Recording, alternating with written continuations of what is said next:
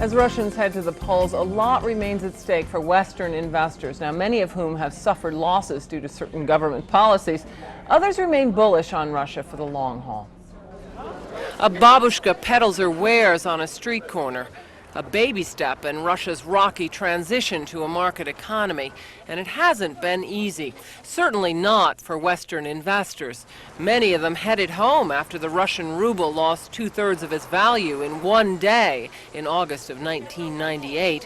BP Amoco got burnt on its $571 million investment when a Russian bankruptcy court sold a major portion of its stake in the Sedanko oil company to a competitor. Two other Wall Street titans, buyout firm Kohlberg Kravis Roberts and the U.S. Russia Investment Fund, also lost out when a privatization deal was ruled illegal. Yet many investors remain bullish on the Russian bear. I've always preached the long term in Russia. If you're going to try to time it or get in for the short term, I think that's a mistake. Short term, one thing hangs over Western investment, and that is the upcoming elections. A tremendous amount of risk being discounted in the market at the current time.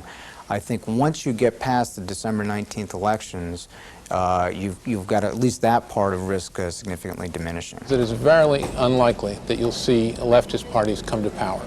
They will remain one of the largest blocs in the parliament, but they won't be in a position to dictate policy as they were for certain periods in the last 2 years. Even now, some Western entrepreneurs are positioning themselves. Internet maven Esther Dyson manages the $1.5 million ED Venture Holdings Fund, which invests in tech companies in Central and Eastern Europe.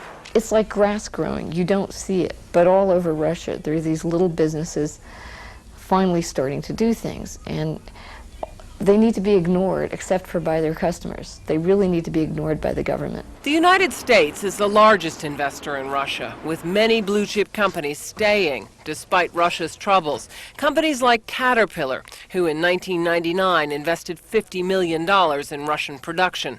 International Paper spent $65 million to acquire a controlling stake in a St. Petersburg paper mill, while Philip Morris put $330 million into a Russian tobacco plant. But even here, the Russian paradox comes into play. On one hand, businesses have access to highly trained, well-educated labor. On the other, old Soviet work habits die hard. There is a strong tendency among foreign and new companies to primarily hire young people who do not have too much of the old Soviet thinking. But an amazing number of older people have also adjusted to market conditions. We have to remember that the Russians are highly educated people. So if they just think that it makes sense to their interest, they are quite willing to adjust. Politicians have shown remarkable adaptability also. This time around, even the communists are talking a capitalist game. As